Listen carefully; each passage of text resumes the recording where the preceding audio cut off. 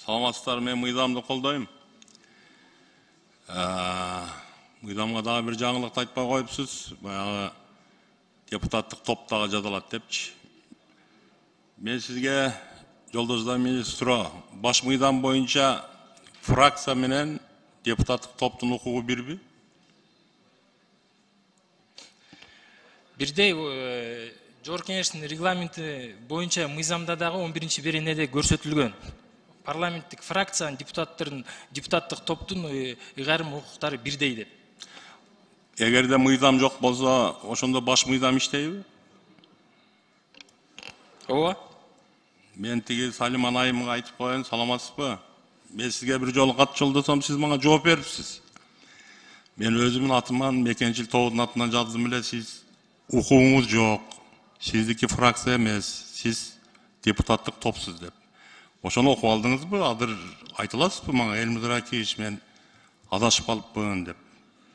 Ошол депутаттык топ субъект болуп каралган эмес да.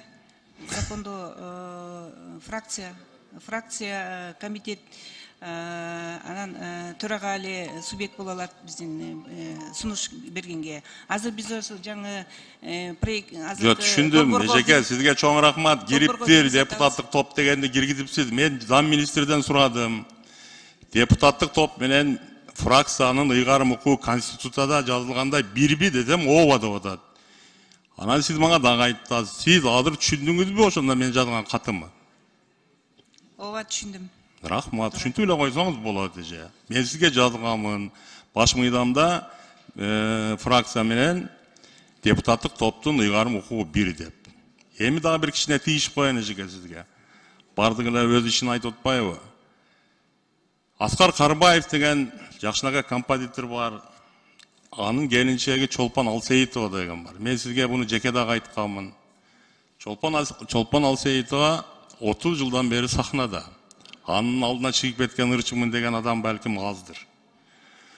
Ушул бир аялдардын ортосунда бир интрига болуп албай жүрөт да, сыйлыкты. Жооп берип коесузбу? Эгерде министрлик жазбайт десеңиз, министрлик 5 жолу жазган. Мен жазып берейин анда. Туура айтып атасыз, Чолпон Алсейитованын документи бизде турат. Анын документи жоголуп кеткен экен. Орто жолдо мен ал киши менен дагы өзүм байланышып сүйлөшкөм. Орто жолдо кандайдыр бир документин таппай калгандыгы боюнча маалым болгон. Азыр документин топтоп келип бизге өткөргөн, ал кишинин маалыматы бар.